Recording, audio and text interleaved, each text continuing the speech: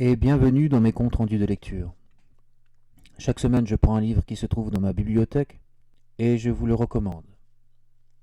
Cette semaine, ce sont les œuvres complètes de Virgile. Les œuvres complètes de Virgile. Virgile qui est un monument littéraire pour notre civilisation. La semaine dernière, j'avais parlé de Samuel Huntington et des civilisations et de notre civilisation qui est la civilisation occidentale. Eh bien, Virgile est l'œuvre phare de notre civilisation et il a été qualifié par un célèbre critique littéraire américain en 1944 du classique de l'Europe, du seul classique de l'Europe, de Virgile. Thomas Stern Eliot avait déclaré en 1944 notre classique, le classique de toute l'Europe, c'est Virgile. Virgile qui a inspiré tant d'œuvres de l'Occident, qui a été d'abord, certes, l'émule d'Homère et a voulu rivaliser avec Homère, mais pour d'autres, a surpassé Homère par son style. Et il a érigé la langue latine, dans les plus hautes sphères. Il a fait du latin une langue noble. Il a donné, oui, ses lettres de noblesse au latin. Il est une référence indépassable quand on parle du latin. Et il est cher à notre civilisation occidentale et également en Orient. Mais vous savez que l'Empire romain était divisé culturellement entre l'Orient et l'Occident. Le grec était parlé en Orient, alors que le latin était parlé en Occident. Et ce n'est pas étonnant si l'image d'illustration qui a été choisie ici par la Pléiade nous montre une mosaïque représentant Virgile qui a été trouvée dans la cité d'Adroumet, dans la province d'Afrique, donc dans une province occidentale de l'Empire romain. Et dans une province où maintenant il est clair que, la pratique de la mosaïque a été très répandue, puisque la plupart des grandes mosaïques que l'on trouve aujourd'hui se situent en Afrique du Nord. Et cette mosaïque dite de Virgile a été trouvée dans cette cité d'Afrique du Nord. Et elle met en vedette Virgile. Virgile qui est, je vous mettrai certainement l'image, Virgile qui est entouré de deux muses, de Clio et de Melpomène, de la muse de l'histoire et de la muse de la tragédie, qui est vêtue de la toge romaine et qui tient dans sa main, un morceau de son œuvre phare, l'Énéide. L'Énéide, qui met en vedette Énée, l'ancêtre mythique de la race romaine, celui qui a fondé les premiers établissements troyens, si j'ose dire, en Italie, celui qui fait le lien entre la gloire de Rome et la gloire de Troie. Virgile est l'auteur qui s'est proposé de faire d'Énée le héros mythologique de l'Empire romain.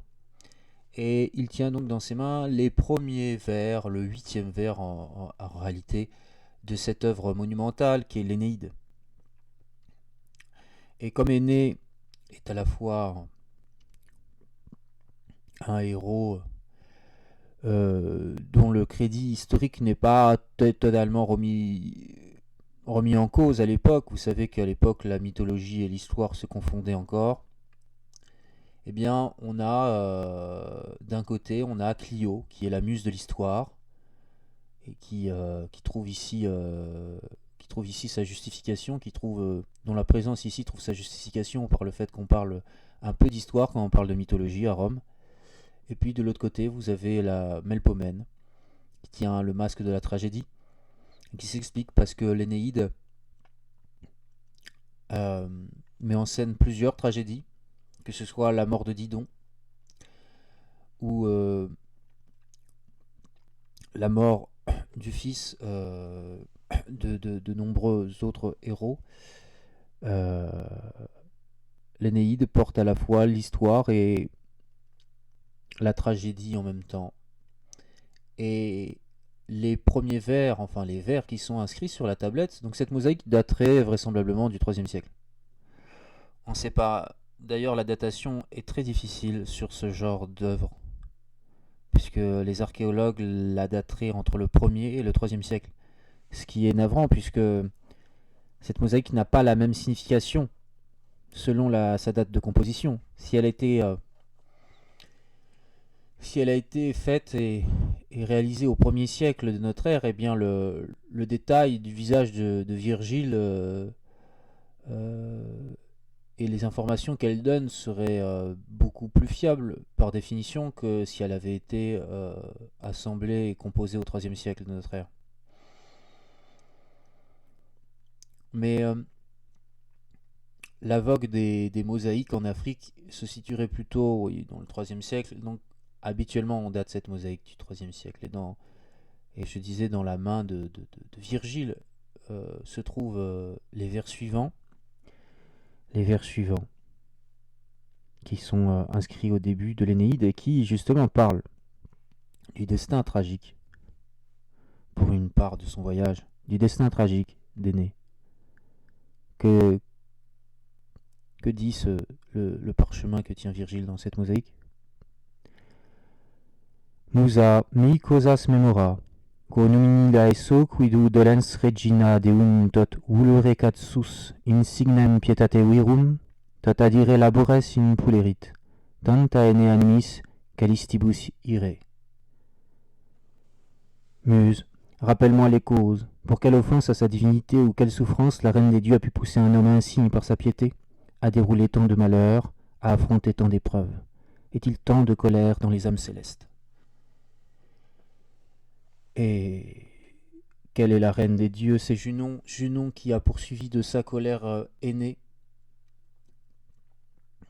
Énée qui a subi la colère de Didon quand il voguait sur les flots de la Méditerranée et qui a échappé de peu à une mort certaine grâce au secours de sa mère Vénus. Junon qui était l'ennemi de Troie, qui voulait voir Troie périr.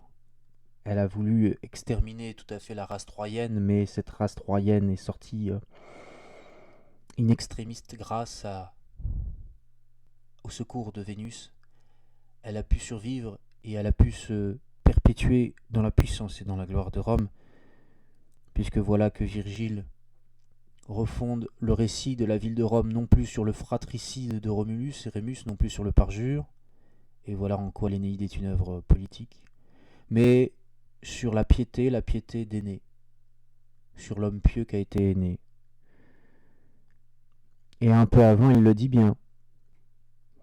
Il annonce et il résume l'œuvre qu'il va composer, la grande œuvre qu'il va composer, qui d'ailleurs il ne va pas réussir à achever, sa dernière grande œuvre. Il dit au tout début, disons-le en français, « Je chante les armes ».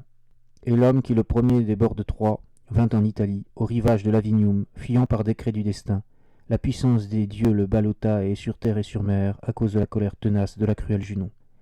Il souffrit aussi beaucoup dans les combats, tandis qu'il fondait sa ville et installait ses dieux au Latium, d'où la race latine, les Albins nos pères et les remparts de la Haute-Rome. Et là, c'est là qu'intervient le Muse, rappelle-moi les causes. Musa mi causas memora. Donc voilà, pour ce qui est de l'image de couverture de cette édition Pléiade, image qui a été qui met surtout en scène l'Énéide et qui n'évoque pas les autres grandes œuvres de Virgile, qui a été choisie pour illustrer les œuvres complètes de Virgile de la Pléiade, et la Pléiade qui nous honore d'une traduction excellente, d'une d'une édition tout aussi excellente du texte latin de Virgile, et qui nous propose également, comme ça a été souvent le cas dans les multiples et très nombreuses éditions de Virgile, Virgile doit sans doute être l'un, si ce n'est l'auteur antique le plus édité durant toute l'histoire de l'Occident. Sa postérité n'a jamais connu d'éclipse. Il a toujours été vénéré, il a toujours été mis au pinacle, ce Virgile, comme le grand auteur de la langue latine, comme le grand à imiter pour tous ceux qui se frottent à la poésie latine. Donc, bien sûr, dans ce volume de la Pléiade, il y a les trois grandes œuvres, les œuvres majeures de Virgile, celles qui sont indéniablement de lui et qui sont célèbres pour avoir exploité tous les registres du style poétique latin. Le style poétique latin qui a été théorisé par des rhéteurs au 1er siècle avant Jésus-Christ, du vivant même de Virgile ou dans sa jeunesse, les trois styles latins qui sont le style mineur, le style moyen et le haut style. C'est une analyse de la poésie latine qui se trouve dans la lettre à Herennius d'un auteur anonyme et qui décrit les trois styles, et ces trois styles-là se retrouvent dans les trois grandes œuvres de Virgile, comme si Virgile avait voulu s'exercer à tous les styles de la poésie pour en être le maître absolu. Donc les trois grandes œuvres de Virgile sont présentes dans cette Pléiade: les bucoliques, les géorgiques et l'Énéide. Et la Pléiade nous offre également toutes les œuvres qui sont attribuées à Virgile depuis longtemps, mais dont l'authenticité n'est pas absolument certifiée.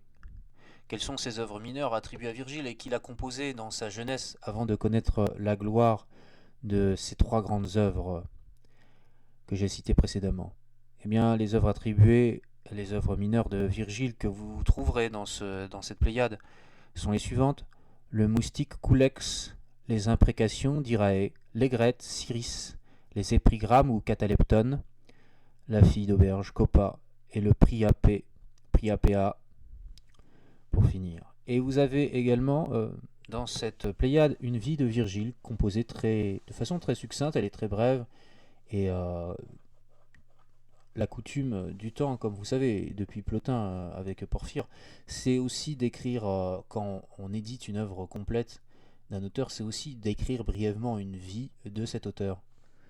Eh bien, celui qui en est l'auteur, c'est Donate. Donate qui en réalité reprend le récit de Suétone, puisque Suétone on le connaît pour être l'auteur de la vie des 12 Césars, mais il avait composé aussi une vie des poètes, où il mettait à l'honneur surtout Virgile de Suétone, qui avait écrit une vie de Virgile qui est maintenant perdue, mais qui est largement repris apparemment par Donate. Donate qui est, avec Servius, le grand commentateur de Virgile dans l'Antiquité, mais ce sont des commentateurs tardifs, puisqu'ils ont commenté Virgile, l'un au IVe siècle de notre ère, donc à la fin de l'Empire romain, et l'autre encore plus du côté du crépuscule de l'Empire romain, puisque Servius Honoratus a commenté et a fait des cours sur Virgile au 5e siècle de notre ère, sous l'empereur Honorius. Donc Virgile, qui c'est ce Virgile? Qui c'est ce Virgile qui est la pierre, le point nodal de notre civilisation occidentale, le grand poète latin, celui qui soude et qui est une base indépassable de cette civilisation occidentale qui est la nôtre. Bien, Virgile, il est issu d'un milieu modeste. Il est né de son nom complet, on l'appelle Publius Virgilius Maro. Il est né dans un petit village au sud-est de Mantoue, le 15 octobre 70. Ce petit village s'appelle Ande, si vous voulez tout savoir. Mais pour la postérité et pour le monde entier, Virgile reste et restera le poète de Mantoue. Parce que, bon, ça fait peut-être plutôt que le poète d'Ande. Parce que Mantoue porte en elle-même une célébrité mythologique qui fait que c'est plus honorable pour Virgile d'être attaché à Mantoue qu'à sa petite ville d'Ande. Donc il est né le 15 octobre 70. sous les consulats de Pompée et de Crassus. Pompée et de Crassus qui avaient conjointement, quelques années auparavant, réprimé dans le sang la fameuse, célèbre révolte servile, et dernière révolte servile qu'a connue l'Empire romain, de Spartacus. Spartacus qui a été pour une grande part défait par Crassus et dont les restes de l'armée ont ensuite été défaits par un Pompée qui revenait d'Espagne, un Pompée qui avait finissait de vaincre les partisans de Marius et notamment Sertorius, qui a causé beaucoup aussi, qui a causé beaucoup d'embarras à Pompée dans sa guerre en Espagne contre les marianistes. Et Virgile est donc né ici. Il a passé son enfance et son adolescence entre Mantoue et Crémone. Il a suivi des cours de rhétorique. Il a été éduqué. On sait peu de choses sur ses parents finalement, mais je pense que ses parents étaient notamment. J'ai dit qu'il était d'origine qu'il avait des origines modestes, mais vraisemblablement non, puisqu'il a reçu une éducation qui n'était pas offerte aux tout venants. Je veux dire, aller suivre des cours de rhétorique en Italie du Nord, c'était pas offert à tout venant. Donc j'imagine que ses parents étaient issus de la notabilité, au moins de la ville d'Ande. Et c'est grâce à cela qu'il a pu devenir Virgile, qu'il a pu s'instruire, qu'il a pu suivre les cours des professeurs. Et donc oui, voilà, il se déplace entre Crémone et Mantoue, il suit les cours de rhétorique, il suit des cours de mathématiques, enfin il suit une éducation générale, et il s'avère qu'il est, il n'y a pas tout à fait de précision sur la qualité de Virgile en tant qu'élève, mais bon, on imagine qu'il était performant et bon élève. Et durant cette enfance, entre Crémone et Mantoue, qu'il aurait composé la plupart de ses œuvres mineures, et notamment sa première œuvre qui est le Culex, le moustique, qui est une œuvre qui est une œuvre un peu humoristique, où un homme est sauvé de la mort qui se présentait sous la forme d'un serpent. Un moustique prévient en piquant un homme que le serpent s'apprêtait à l'attaquer. Le moustique de fait sauve cet homme, mais cet homme ingrat qu'il est tue le moustique, pensant que ce moustique a voulu simplement l'agresser au lieu de prévenir une mort certaine. Entre-temps, donc, le moustique est envoyé aux enfers, et il fait un peu la route des enfers en tant que moustique, et ce moustique, chose tout à fait marrante, rencontre les grands noms de la mythologie aux enfers. C'est un peu le livre 6 de l'Énéide avant l'heure, où il rencontre tous les grands noms de l'enfer, ce moustique, et puis il arrive à revenir, il arrive à se manifester à son assassin, à cet homme, et il arrive à le convenir, à lui dire qu'en réalité il a commis un grand méfait en le tuant, puisque il l'avait piqué non pas pour lui retirer du sang ou pour l'agresser, mais pour le sauver d'une mort certaine, à cause du serpent qui se trouvait au pied de l'arbre auquel cet homme était endormi. De fait, cet homme, convaincu par le présage et les songes qui sont envoyés de l'au-delà, retrouve le corps inerte de ce petit moustique et lui dresse une tombe. Et après, en fait, toutes les œuvres mineures de Virgile ne sont pas à dater de son enfance entre Crémone et Mantoue. Il y en a d'autres qui évoquent des faits très contemporains et des faits très avancés dans l'histoire par rapport à la naissance de Virgile, ce qui fait que il a pu composer ses œuvres mineures pour le loisir. Je pense que Virgile était un homme qui composait aussi des poèmes pour son loisir et qu'il gardait pour lui, qu'il ne destinait pas forcément à la publication et à la publicité et à la lecture, qui ne destinait pas forcément à être exposé, puisque Virgile était un grand perfectionniste. Et Virgile ne supporte pas qu'on publie une œuvre de sa main s'il ne l'a pas finie et fignolée jusqu'au bout. Il prend beaucoup de temps à composer ses œuvres, Virgile. Et je pense que à côté de cela, ces œuvres mineures notamment étaient des œuvres de divertissement personnel qui ont ensuite été rendues publiques. Mais les trois grandes œuvres que Virgile, les deux grandes œuvres plutôt, puisque Virgile n'a pas voulu que soit publiée l'Énéide, car elle n'était pas achevée, il a voulu qu'on la brûle à sa mort. Les deux grandes œuvres de Virgile, les bucoliques et les géorgiques, sont voilà, par définition des œuvres destinées au public. Alors que les œuvres mineures, je dirais qu'ils sont plutôt destinés à l'usage personnel de Virgile, à son exercice personnel. Et donc c'est à 17 ans que Virgile prend la toge prétexte. Il se revêt de la toge prétexte et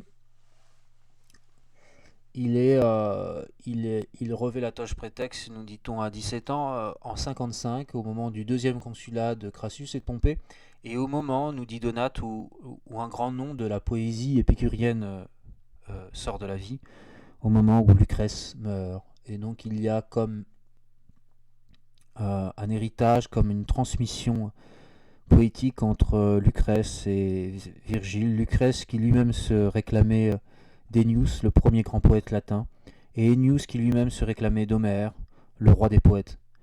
Et de fait, par transmission comme ça, symbolique et spirituelle, il y aurait donc transmission d'Homère à Virgile, en passant par les âmes d'Ennius et de Lucrèce. Et Virgile, par cette légende, serait le grand héritier d'Homère. Puis Donat donne aussi d'autres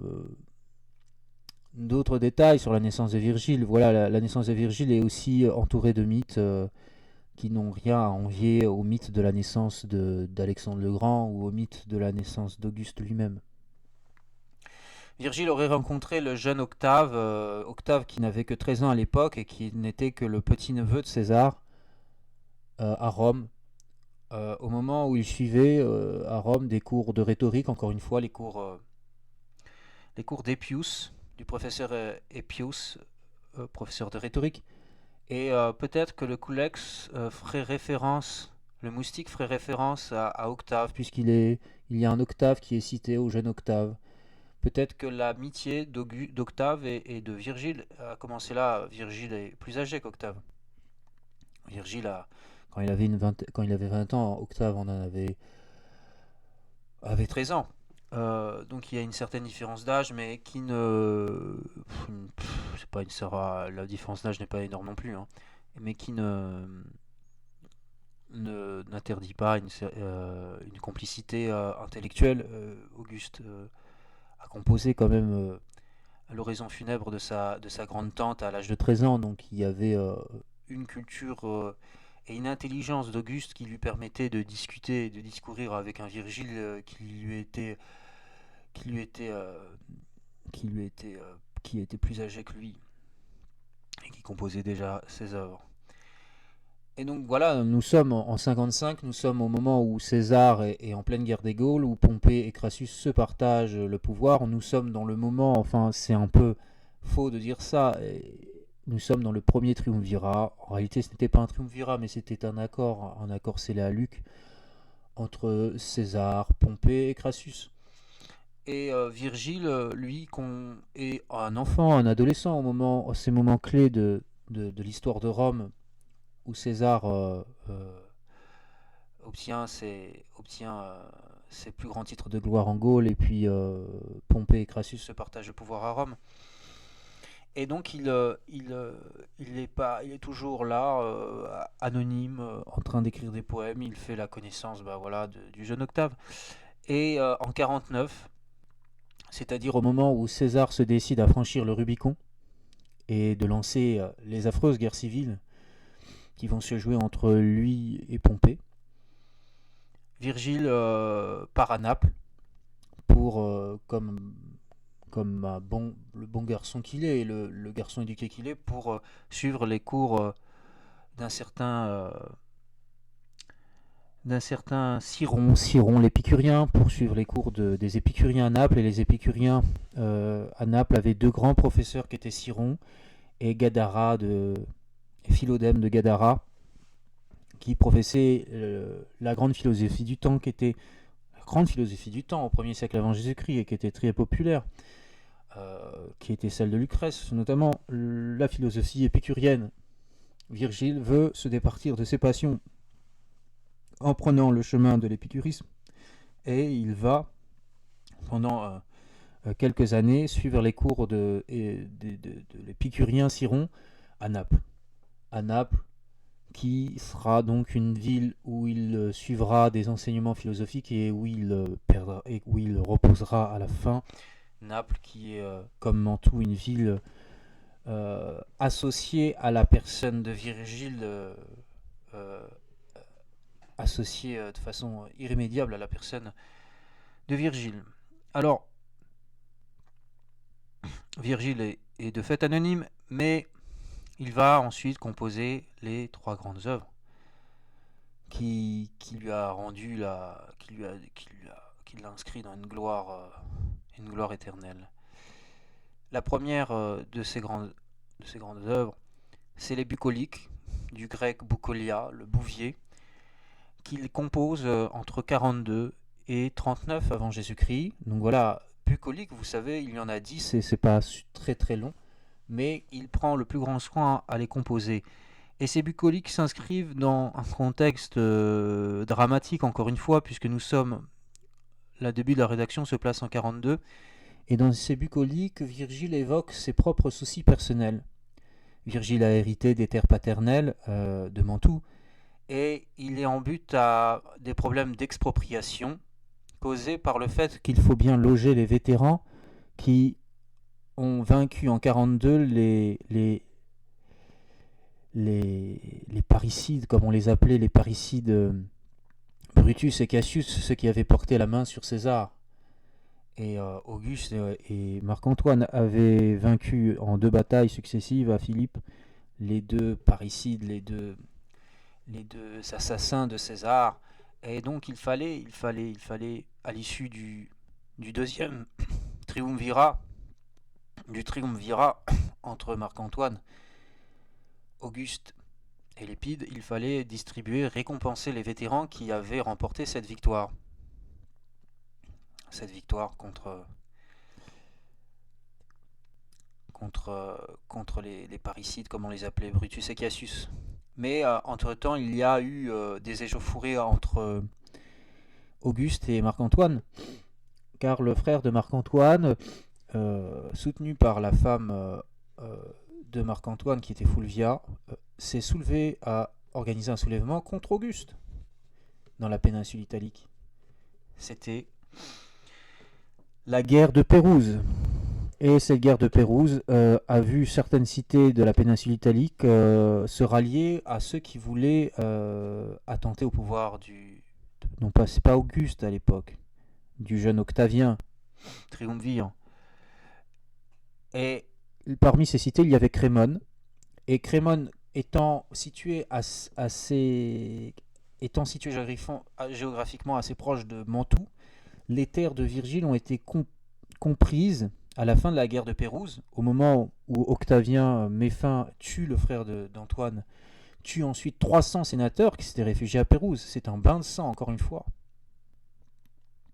Eh bien, les villes qui ont soutenu les révoltés, donc Crémone, sont prioritairement visées par les expropriations afin de loger les vétérans, et par la proximité de ces terres paternelles, eh bien, les terres de Virgile sont comprises dans cette expropriation.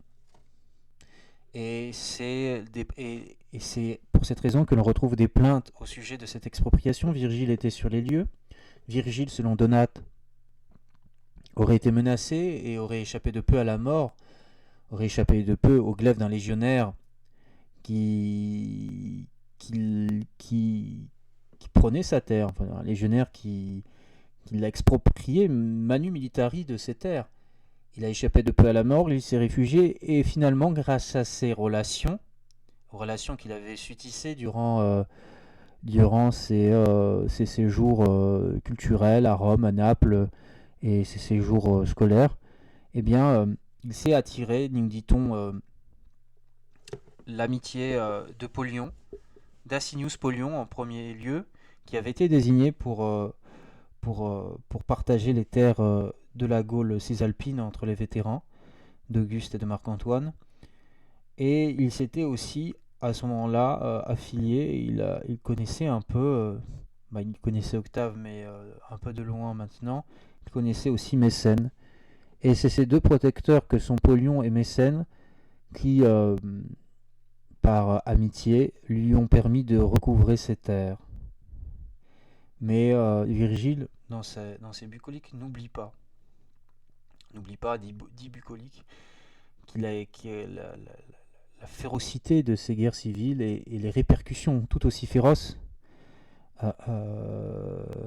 de ces guerres civiles sur la population romaine, expropriée pour parfois, alors qu'elle n'a parfois pas participé au conflit auquel elles sont accusées, ces populations. Donc, Virgile, dans ses bucoliques sont aussi célèbres, puisqu'il évoque la venue d'une vierge et d'un enfant qui va refonder le monde. Et c'est certainement grâce à cette quatrième bucolique, où était inscrit ce vers, que Virgile est passé pour un chrétien, que Virgile est passé pour le dernier des prophètes, que Virgile est passé pour celui qui, à l'approche de la venue du Christ, a annoncé quelques années auparavant la venue d'un sauveur, la venue d'un enfant, la venue d'un âge d'or, qui était celle, pour les auteurs chrétiens, du Christ. Et c'est pour cette raison que Virgile a survécu durant tout le Moyen-Âge et que la popularité de Virgile était au plus haut encore au Moyen-Âge, puisqu'il passait pour un auteur, un chrétien avant l'heure, pour le Virgile chrétien. Une certaine tradition prêterait à saint Paul ces paroles. Quel chrétien j'aurais fait de toi si je t'avais rencontré, ô le plus grand des poètes. Quelle est cette quatrième bucolique qui nous dépeint et qui passe pour une prédiction avant l'heure de Virgile. Virgile est quand même un auteur où on cherche aussi les mystères Donate ou Servius, je ne sais plus, déclarait que Virgile était plein de science et qu'on n'avait pas encore tout découvert de ses vers. Et oui, Virgile passe souvent pour un oracle. Et au IIIe siècle, on tirait souvent des vers au hasard de Virgile. Hadrien lui-même aurait trouvé qu'il était destiné à l'Empire en s'adonnant à cette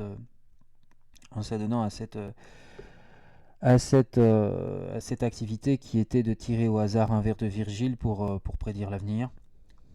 Hadrien aurait tiré un vers de Virgile qui lui annonçait l'Empire. Et bien là, on est dans la même veine où c'est Virgile qui annonce le Christ. C'est Virgile qui annonce la venue de Jésus. Et donc regardez, quatrième bucolique, c'est au début que Virgile nous fait cette annonce qui a été après, qui a reçu une très grande postérité et qui a alimenté pendant longtemps l'exégèse des chrétiens des premiers temps et puis l'exégèse ensuite des chrétiens du Moyen-Âge. Muse de Sicile, chantons d'un peu plus grand sujet, chantons d'un peu plus grand sujet. À tous ne plaise pas taillis et humble Tamaris. Si nous chantons les bois, que ces bois soient dignes d'un consul. Il est désormais venu, l'âge ultime prédit à Cume. La grande série des siècles née d'une origine intacte. Désormais revient aussi la Vierge, reviennent les règnes de Saturne. Désormais, une lignée nouvelle est envoyée du haut du ciel. Toi, favorise cet enfant qui naît tout juste. Grâce à lui, la race de fer d'abord cessera, puis la race d'or surgira dans le monde entier. Quatrième bucolique, ce sont les tout premiers vers de la quatrième bucolique qui annoncent l'arrivée d'un mystérieux enfant, qui annonce le retour de la Vierge et des règnes de Saturne. Voilà comment a pu être interprétée cette quatrième bucolique qui fait de Virgile un auteur chrétien et qui a joué beaucoup sur la postérité de Virgile. Les bucoliques, ce sont la première œuvre la première grande œuvre de Virgile, la première grande œuvre qui correspond au style mineur, qui a été théorisé par la lettre à Irénius. Et Virgile veut se faire l'imitateur de Théocrite et des idylles de Théocrite qui mettent en scène un récit autour de bergers, un récit qu'on appelle pastoral. Et donc, Virgile, avec ses bucoliques, qui sont réellement empreintes de tragédie et qui font écho à plusieurs faits contemporains et qui touchent la vie même de Virgile, comme je vous l'ai dit, veut se faire l'émule de Théocrite et des idylles de Théocrite. Et donc il finit cette œuvre en 39 avant Jésus-Christ, et en 39 avant Jésus-Christ, le triumvirat se rabiboche un peu, puisque Marc-Antoine reconnaît ses fautes et la faute de son frère qui est mort à Pérouse. Il y a l'entrevue de Tarente en 40 avant Jésus-Christ entre Octavien et Antoine, qui se conclut par le mariage d'Octavie, la sœur d'Octavien, avec Marc-Antoine, et qui remet en place ce triumvirat, en Marc-Antoine qui s'engage également à fournir des bateaux à Octavien, et Octavien qui s'engage en 40 avant Jésus-Christ à fournir des légions à Marc-Antoine. Marc-Antoine s'engage à envoyer des bateaux pour que Octavien puisse enfin vaincre Sextus Pompée, un des fils de Pompée qui s'est replié en Sicile et qui, par la force de ses navires, arrive à bloquer les approvisionnements en blé de la ville de Rome et donc à inquiéter la puissance d'Octavien. Et Marc-Antoine qui aurait dû recevoir des légions pour mener sa campagne en Arménie et contre le Parthe en Orient. Finalement, il n'y a qu'Antoine qui a respecté les clauses du traité, puisqu'Auguste n'a jamais envoyé les légions vers Marc-Antoine, ce qui cause ensuite d'autres démêlés. Mais voilà, en 39, Octavien arrive à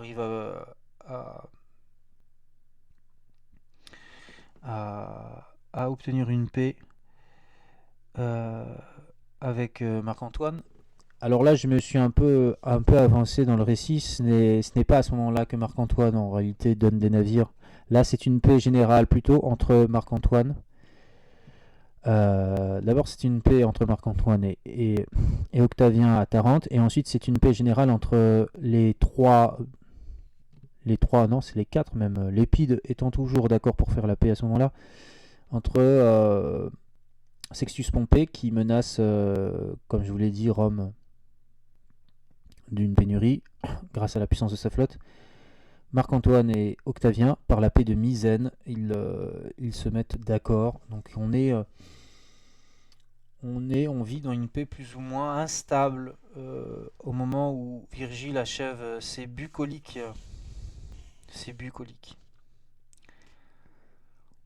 L'autre grande œuvre de Virgile, ce sont les Géorgiques, qui là fait partie du style moyen, et qui a pour inspirateur Varron et les grands romains qui ont écrit des traités sur l'agriculture. Les Géorgiques, c'est une œuvre qui a été composée entre 37 et 30 avant Jésus-Christ, qui a pris 7 ans de rédaction à Virgile. Vous voyez à quel point il est perfectionniste, Virgile, pour construire une œuvre en 4 livres qui se propose de nous apprendre les rudiments de l'agriculture et les rudiments de ce qui fait un agriculteur idéal au temps d'Auguste.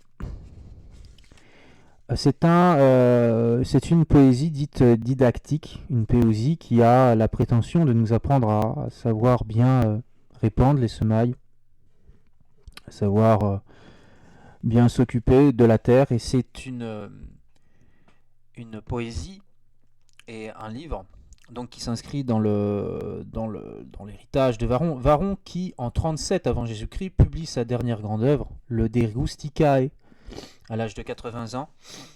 qui parle de l'agriculture et de comment bien tenir une terre. Voilà, l'agriculture à l'époque, c'est quand même le fondement de l'économie. C'est quand même le nerf de la guerre, c'est l'agriculture. Ce sont les champs, ce sont les vivres. C'est la terre qui fait vivre Rome. C'est la terre et les terres agricoles qui font vivre les villes. Et donc Géorgique rend hommage à l'agriculture. Virgile rend hommage à l'agriculture par ses Géorgiques. Et c'est aussi une façon de revenir à la tradition romaine, de revenir au côté, du côté des mœurs traditionnelles des Romains, du côté de l'origine de la tradition romaine. Et Auguste est preneur de ce retour à la tradition, puisque Auguste, pour s'opposer à Antoine, enfin Octavien encore à l'époque, pour s'opposer à Antoine, remet sur le devant de la scène les valeurs traditionnelles de Rome. Auguste veut un retour des valeurs traditionnelles et il veut que les valeurs traditionnelles aient une couverture publicitaire, si j'ose dire, pour faire le pendant à la décadence d'un Marc-Antoine orientalisé, d'un Marc-Antoine qui se love dans les bras d'une Cléopâtre et qui lui exalte la culture orientale, qui exalte la culture grecque, qui exalte la culture hellénistique, puisqu'il est co-régnant du dernier des royaumes hellénistiques, à savoir le royaume des Ptolémées. Et donc pour lutter et pour acquérir une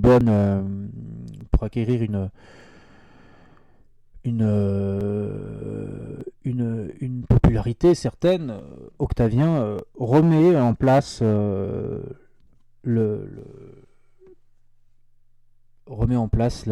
les valeurs traditionnelles et il trouve en Virgile un des plus grands promoteurs de cette remise en avant des valeurs traditionnelles. C'est Mécène, l'espèce de ministre de la culture d'Octavien, qui commande à Virgile de composer ses œuvres, les Géorgiques. Et donc c'est pour cela qu'on trouve au début des Géorgiques à la fois une dédicace à Mécène, qui est le commanditaire de cette œuvre, et aussi une dédicace à Auguste, qui est tout aussi intéressé par les Géorgiques au moment où Auguste commence à affronter Marc-Antoine et commence en 37 à se brouiller avec Antoine. En 36 avant Jésus-Christ, Octavien arrive finalement à vaincre Sextus Pompée dans la bataille de Noloque, où Agrippa joue un grand rôle dans cette bataille navale. Et puis entre 35 et 30, les échauffourées entre Marc-Antoine et Octavien se précisent. Octavien fait ouvrir le testament de Marc-Antoine en 34, où il est clairement stipulé que Marc-Antoine destine toute une partie des provinces orientales de l'Empire romain à l'héritage des enfants qu'il a eu de Cléopâtre, à savoir Alexandre Hélios et Cléopâtre Sélénée, puis Ptolémée. Il va en faire des dynastes locaux, il va en faire des rois tout à fait indépendants de la puissance romaine. Et Auguste, en ouvrant ce testament, montre à quel point Marc-Antoine est un ennemi de la République, à quel point Marc-Antoine est un ennemi de cet empire romain, et à quel point Marc-Antoine œuvre pour la dislocation de la gloire et de la puissance de Rome. Donc les Géorgiques arrivent tout à fait à propos, leur rédaction arrive tout à fait à propos pour exalter les valeurs traditionnelles de Rome face à la décadence plus ou moins visible du monde hellénistique représenté par Marc-Antoine et Cléopâtre. Alors je vous lis la dédicace et le résumé que donne Virgile lui-même de ces Géorgiques en français. Ce qui fait de riantes moissons, lors de quel astre il convient, Mécène, de retourner la terre et aux ormeaux d'attacher les vignes, quel est le soin des bœufs, quel est l'entretien pour avoir du menu bétail, quelle grande pratique il faut pour les rares abeilles. Désormais, je me mettrai à le chanter, vous, autre éclair et lumière du monde, qui, au ciel, menez l'écoulement de l'année. Vous, libères et céresses nourricières, si grâce à votre don, la terre a échangé le gland de Chaonie contre l'épi fourni, et mêlé les coupes de la Célus aux raisins que nous avons découverts. Vous aussi, divinités efficaces des paysans, faunes, portez ici vos pas, faune, en même temps que vous, jeunes dryades. Ce sont vos dons que je chante. Et toi, pour qui l'écorce terrestre frappée de ton puissant trident laissa échapper, frémissant à cheval, Neptune, sois présent. Toi aussi, habitant des bois sacrés, pour qui les buissons fournis de Kéa sont tondus par 300 taureaux d'un blanc de neige. Toi-même, laissant le bois de ton père et les broussailles du lycée. Pan, gardien des moutons, si tu te soucies de ton cher Ménal, sois présent, ô dieu de TG, et favorable. Minerve aussi, inventrice de l'olivier.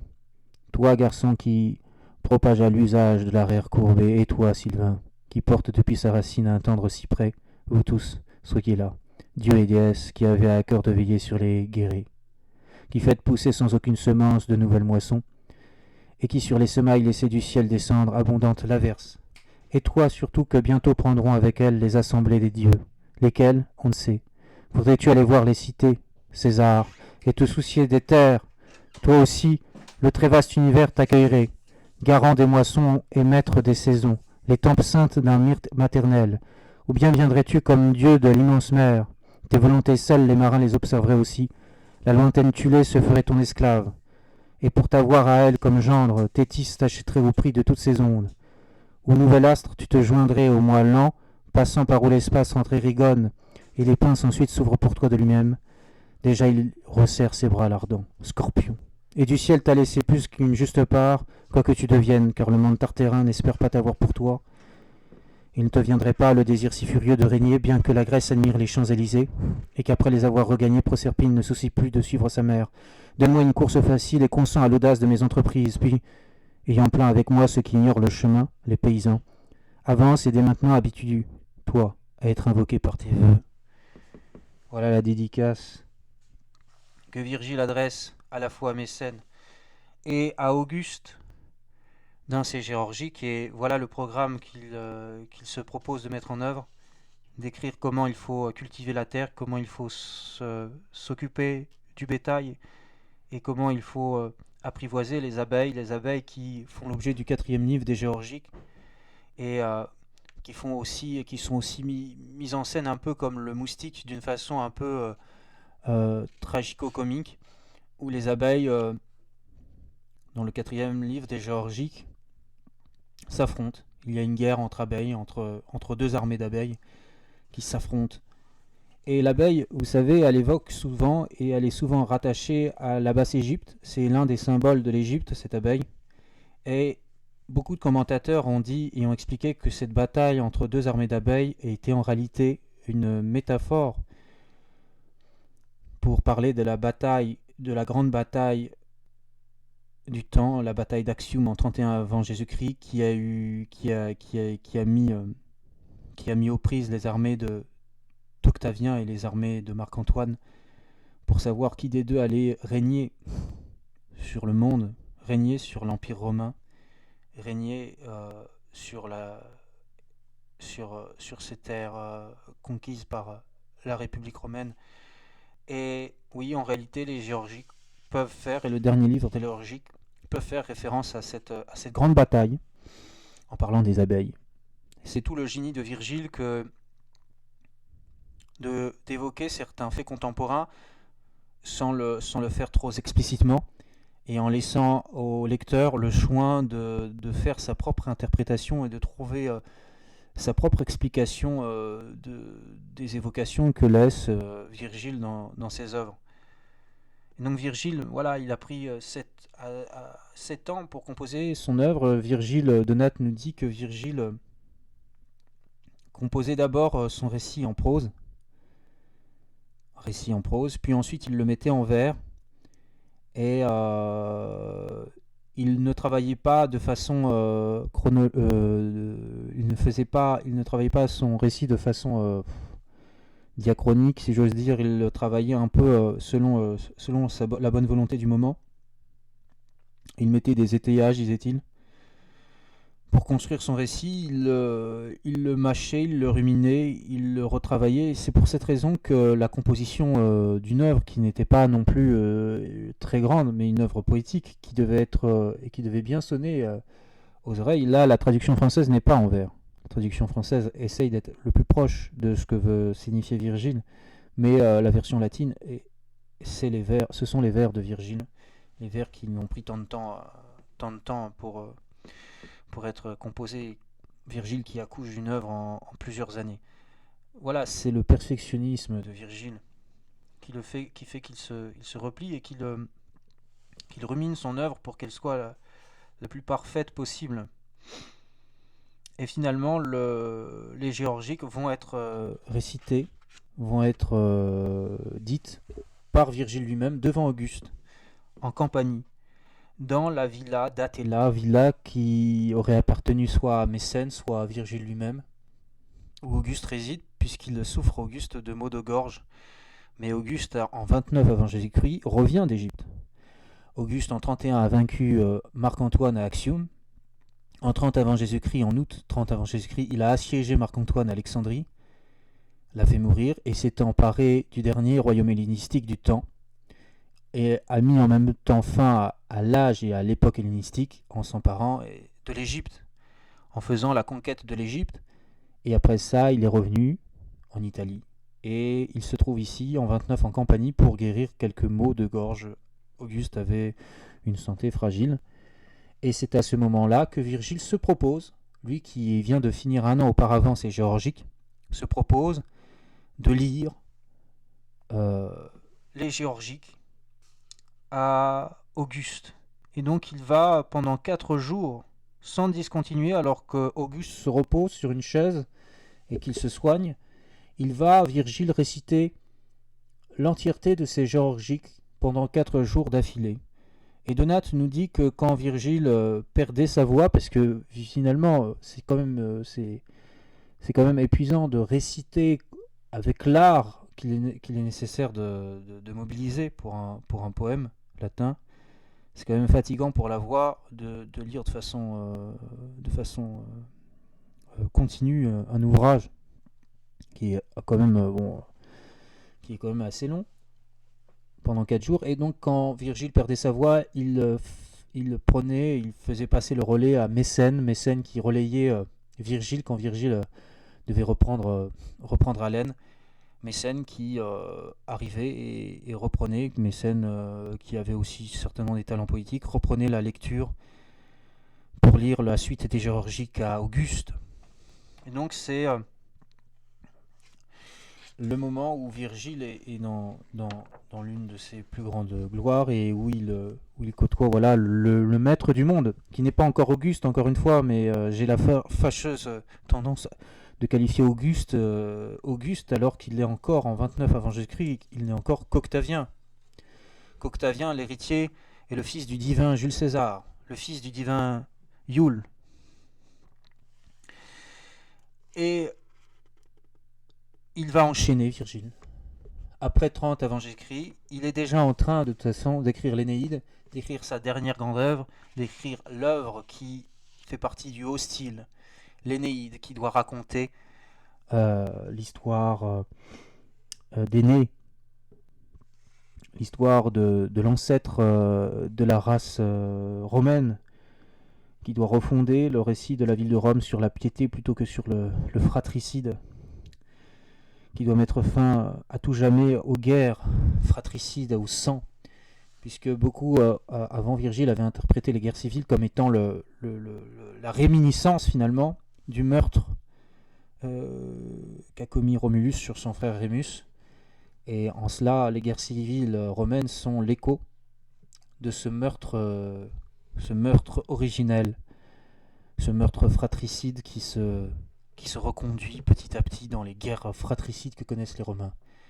Eh bien, Auguste, lui, se propose de donner au monde, de donner la paix au monde, de donner un nouvel âge d'or, sa paix, et en 29 avant Jésus-Christ, après avoir écouté les géorgiques certainement, géorgiques qui exaltent la valeur des ancêtres et le retour de la tradition, la retour à ce qui est fondamental, à la terre des ancêtres. Auguste va refermer les portes du temple de Janus, portes qui sont toujours ouvertes au moment des guerres et qui sont refermées au moment de la paix, et donc Auguste referme, il l'espère pour un temps long, les portes de Janus, ce qui signifie que la paix est revenue à Rome. Et donc Virgile, lui, écrit son Énéide, et son Énéide ne va pas être achevée. Il va la peaufiner, l'écrire jusqu'à sa mort en 19. Et il va même la réciter devant Auguste, vous allez voir, avant qu'il l'ait finalisée.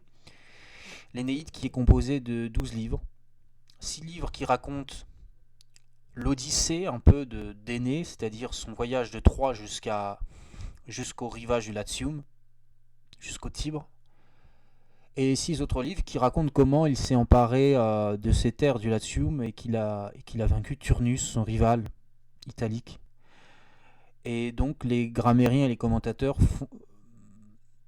interprètent ce découpage comme étant des échos aux 2 grandes œuvres majeures d'Homère, à savoir les 6 premiers livres seraient une référence à l'Odyssée d'Homère, et les 6 derniers livres seraient donc la référence à l'Iliade, où se jouent les combats homériques et la bataille entre les hommes. Donc Virgile, voilà, compose ses Énéides durant ce temps, et dès 26 avant Jésus-Christ, alors qu'il est en train de composer ses Énéides, et que Auguste, lui, va partir. Là, il est Auguste, puisque en 27 avant Jésus-Christ, Octavien remet tous ses pouvoirs au Sénat et aux institutions romaines, et le Sénat et les institutions romaines redonnent tous les pouvoirs à Octavien, le nomme Auguste en 27 avant Jésus-Christ, et déclare qu'il est pas le père de la patrie, mais lui propose le titre de père de la patrie qu'il refuse, et le déclare Princeps. C'est le régime du Principat qui est de fait fondé en 27 avant Jésus-Christ. Et en 26 avant Jésus-Christ, Virgile est pour la première fois mis au cours d'un certain Caecilius Epirata. Virgile, de son vivant même, fait l'objet de cours, fait l'objet d'enseignements. On enseigne Virgile du vivant même de Virgile, et cette tendance ne se démentira jamais, puisque Virgile, de 26 avant Jésus-Christ jusqu'à nos jours, a toujours été enseigné dans les écoles de l'Occident. Et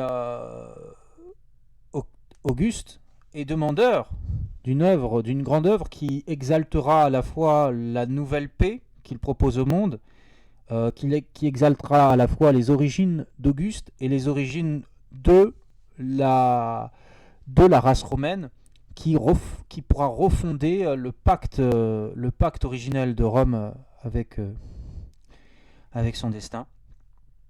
C'est pourquoi Auguste, avant de partir en Espagne pour mener la guerre contre les Cantabres aux côtés d'Agrippa, demande dans plusieurs lettres à Virgile de lui donner quelques extraits, de lui envoyer quelques esquisses de l'Énéide, mais Virgile, grand perfectionniste qu'il est, refuse d'envoyer des esquisses au maître du monde, et il défie l'autorité du maître du monde. Voyez à quel point son perfectionnisme va loin. Il défie l'autorité du maître du monde en refusant de répondre aux lettres d'Auguste, qui est alors en campagne en Espagne, entre 26 et 24 avant Jésus-Christ. Et Virgile donc continue son œuvre. Il révise en 26 avant Jésus-Christ la 4e géorgique, et il insère quelques références à Gallus qui meurt et qui se suicide en Égypte après avoir déplu à Auguste, qui lui-même pleure sa mort. Gallus qui était un grand poète et un homme politique proche de Virgile. Et puis finalement Auguste revient, et Auguste connaît un autre drame dans sa vie, qui est celle de la perte de Marcellus. Marcellus, qui était le fils aîné d'Octavie, et qui était destiné par Auguste à l'Empire. Auguste avait fait de son neveu son héritier, et placé en Marcellus tous ses espoirs pour fonder une nouvelle dynastie. Mais Marcellus meurt d'une maladie proche de celle qu'a connue Auguste peu auparavant et qui avait été soignée par le médecin de la maison impériale, Antonius Musa. Marcellus meurt en 23 avant Jésus-Christ, et c'est en 23 avant Jésus-Christ que Virgile capitule, peut-être pour consoler Auguste. Il accepte de réciter une partie de l'Énéide devant Auguste, comme il l'avait fait avec les Géorgiques, mais cette fois son œuvre n'est pas terminée. C'est cela la différence. Il accepte, Virgile, de réciter une partie de son œuvre devant Auguste et sa sœur Octavie en 23 avant Jésus-Christ, et il lit devant Auguste livres 2, 4 et 6 de son Énéide qu'il a finalisé et où il a inséré un hommage extrêmement célèbre à Marcellus, l'enfant chéri, l'enfant perdu dans sa prime jeunesse et qui porte et qui fait porter à Rome un deuil absolu à la maison impériale. Et c'est dans le livre 6, au moment où Énée descend aux enfers, accompagné de son père Anchise qui lui présente tous les descendants, tous ceux qui succéderont à Énée, tous ceux qui feront la gloire de Rome, tous ceux qui se montreront dignes de la puissance et de l'héroïsme d'Énée. Anchise montre la descendance qui fera la gloire de Rome, et bien sûr il y a des évocations d'Auguste, mais aussi il y a des évocations de Marcellus, de ce Marcellus qui est mort la même année. Et donc Virgile récite le livre 6 devant Auguste. Je vous lis une partie du livre 6 et j'arrive un peu plus... et je commence un peu plus loin que le moment fatidique où Virgile évoque la mémoire de Marcellus devant Auguste et devant Octavie, de la mère de Marcellus. Alors je commence, voilà, Anchise décrit et fait l'énumération, je ne sais pas où je commence, mais je commence en plein milieu de l'énumération, où Anchise fait l'énumération des grands, et par des évocations assez fines. Il parle des grands personnages qui font la gloire de Rome et qui feront...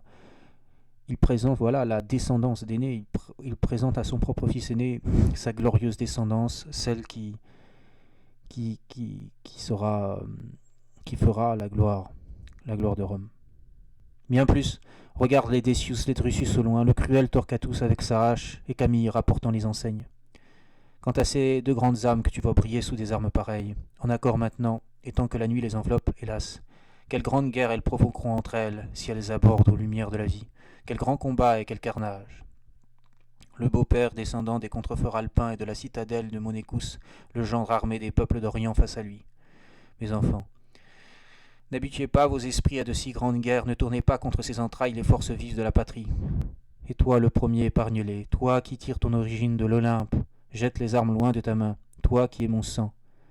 Celui-ci, après son triomphe sur Corinthe, vers les hauteurs du Capitole en vainqueur mènera son char, insigne vainqueur des Achéens. Celui-là renversera Argos, la Mycène d'Agamemnon, et un Éakide même, race du redoutable Achille, après avoir vengé ses ancêtres et les temples profanés de la Minerve troyenne. Qui vous passerait sous silence, grand Caton, ou toi, Cossus, qui tairait la race de Gracchus, ou les deux Scipions, deux foudres de guerre, des astres pour la Libye, et Fabricius puissant, de peu. Ou toi, Cyrannus, qui semez dans ton sillon. Où m'entraînerez-vous malgré ma fatigue, vous les Fabius? Tu es le fameux Maximus, toi qui seul rétablis pour nous l'état en temporisant. D'autres façonneront avec plus de souplesse des airains qui respirent. Je le crois pour ma part, ils tireront du marbre des visages vivants.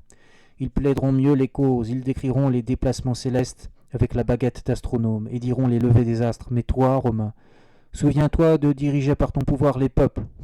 Ce sont tes arts, et d'imposer à la paix cette règle. Épargner les soumis et désarmer les orgueilleux. Ainsi dit son père Anchise. Et il ajoute même ces mots, tandis qu'il s'étonne. Regarde comme, remarquable, s'avance Marcellus avec ses dépouilles au pimès. Et comme, vainqueur, il dépasse tous ses hommes. Ce cavalier affermira l'État romain lors d'un grand soulèvement qui provoquait des troubles. Il abattra les Puniques et le Gaulois rebelle, et offrira au vénérable Quirinus la troisième armure prise à l'ennemi. Mais alors Aînée dit, car elle voyait s'avancer en même temps un jeune homme exceptionnel par sa beauté et ses armes fulgurantes. Mais son front et son regard manquaient de joie. Il avait le visage baissé. Qui est, père, celui qui accompagne ainsi la marche de Marcellus? Son fils, ou l'un de la grande lignée de ses descendants? Quel bruit de ses compagnons alentour, quelle grande valeur en lui-même. Mais une nuit noire vole autour de sa tête avec une ombre funeste. Alors les larmes montèrent aux yeux d'Anchise, son père, et il commença. Ô mon enfant, ne cherche pas à connaître l'immense deuil des tiens. Lui, les destins le montreront seulement à la terre, mais ne lui permettront pas d'exister davantage. Trop puissant vous eût semblé le lignage romain, Dieu d'en haut, si ses présents lui avaient appartenu en propre. Près de la grande ville de Mavor, quel grand gémissement de la foule poussera l'illustre chant, ou plutôt, quelle funérailles verras-tu, Tibre, quand tu couleras le long d'un tombeau nouveau. Pas un enfant de la souche d'Ilion n'exaltera autant en espérance ses ancêtres latins, et jamais plus la terre de Romulus ne se vantera. Pas un enfant de la souche d'Ilion n'exaltera autant en espérance ses ancêtres latins, et jamais plus la terre de Romulus ne se vantera autant d'un de ses petits. Hélas, pitié, hélas, antique loyauté, bras invaincu à la guerre. À sa rencontre, personne ne se serait impunément porté quand il était armé, qu'il marchait à pied contre l'ennemi, ou labourait de ses éperons les flancs d'un cheval écumant. Hélas, enfant digne de pitié, si seulement tu avais quelque moyen de briser tes durs destins. Et c'est là qu'intervient la phrase qui va, selon Donate, faire chavirer Octavie, qui écoute le récit de Virgile aux côtés de son frère Auguste. C'est là où Virgile précise de qui il s'agit. Qui est cet homme, qui est cet enfant qui a été volé au destin qui lui était promis? Et c'est Marcellus. Et c'est au moment où Virgile entonne le Tu Marcellus eris, tu seras Marcellus, que Octavie s'effondre, perd connaissance, selon Donate, perd connaissance à l'évocation de l'enfant qu'elle vient de perdre il y a quelques mois, de l'enfant, de son fils aîné, de celui qui était promis aux plus grandes destinées. Elle ne peut supporter l'émotion et elle tombe à la renverse dans les bras de son frère Auguste, qui dit à Virgile et qui fait signe à Virgile de continuer la lecture et l'hommage que Virgile rend en direct à la mémoire de Marcellus. Passons au latin pour ce moment célébrissime de l'Énéide. Tu Marcellus eris, manibus date lilia plenis perperos spargam flores animam quae nepotis is saltem accumulem donis et fungar inani munere.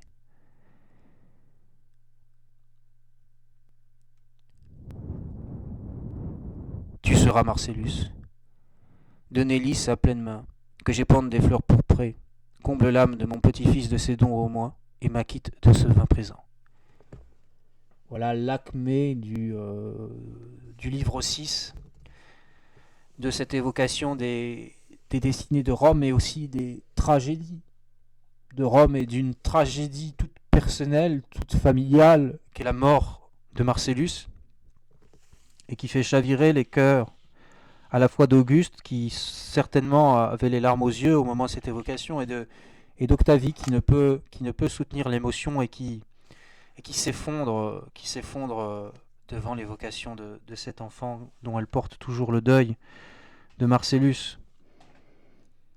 Et de fait, Virgile, après 23, Virgile va entreprendre pour finaliser son Énéide qui a tant marqué les cœurs d'Auguste et d'Octavie, par cette déclamatio, par cette recitatio, va entreprendre un grand voyage en Grèce pour s'imprégner de la mythologie hellénique, pour s'imprégner des grands espaces qui fondent le récit d'Homère.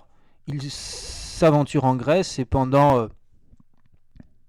4 ans, il voyage en Grèce, il va dans les sites antiques, mythologiques et de référence de la Grèce, il visite, il s'inspire, il prend l'air et il est là pour perfectionner, finaliser l'Énéide.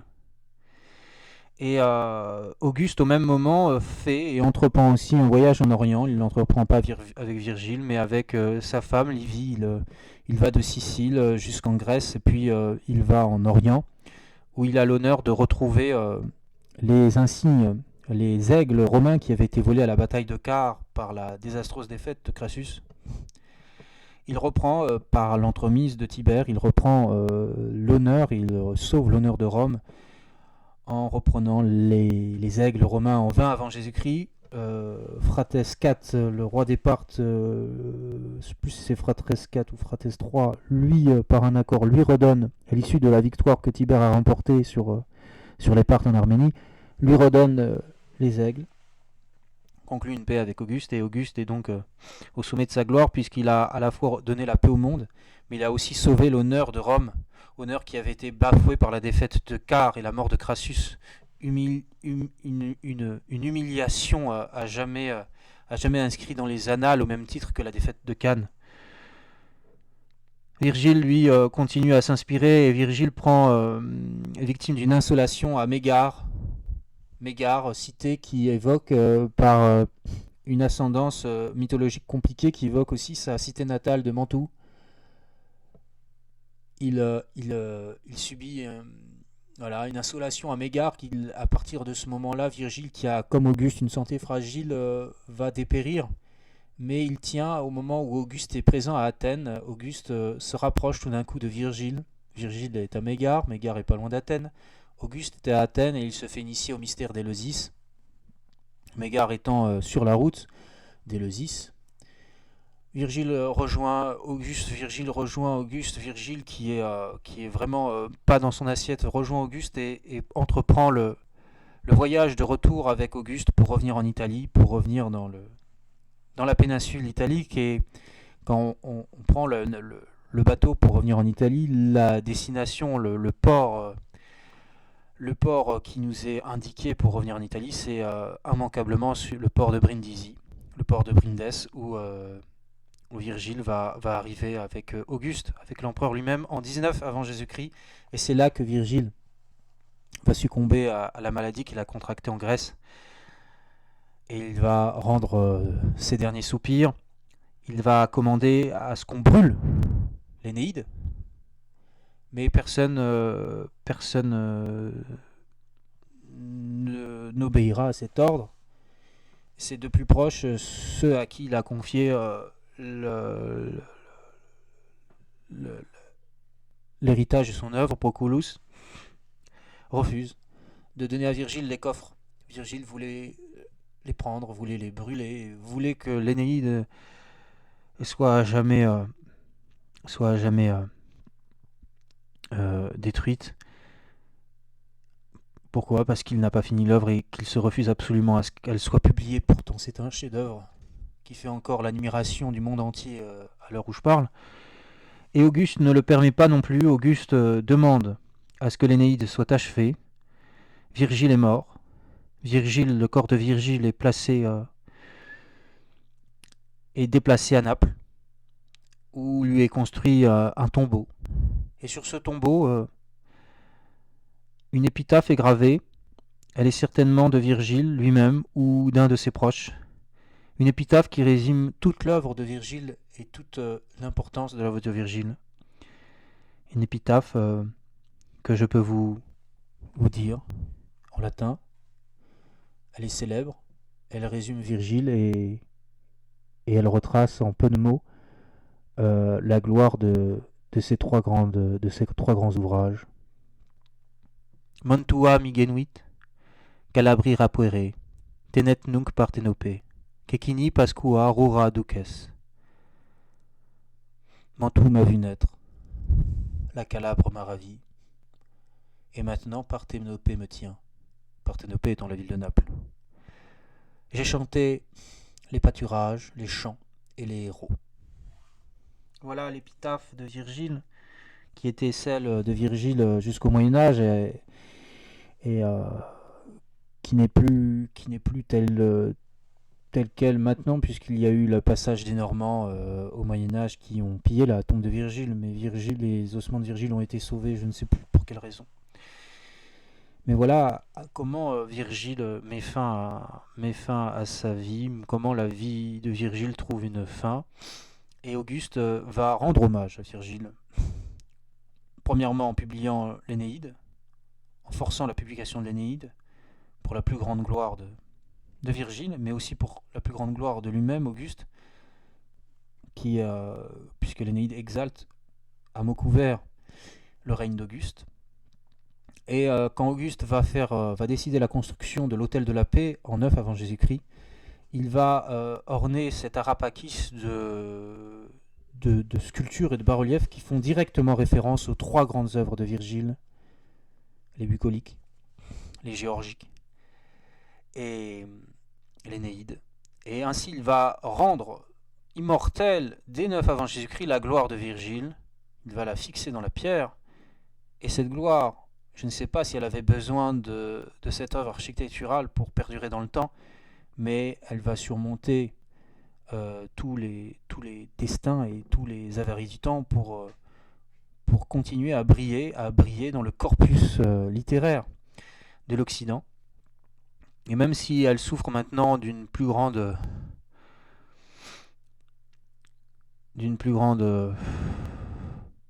anonymisation, elle reste, et il faut que vous le sachiez, elle reste le grand classique de l'Europe, le grand classique de la civilisation, et l'ouvrage qui a jamais attaché à l'héritage qui est l'héritage de notre civilisation, à l'héritage latin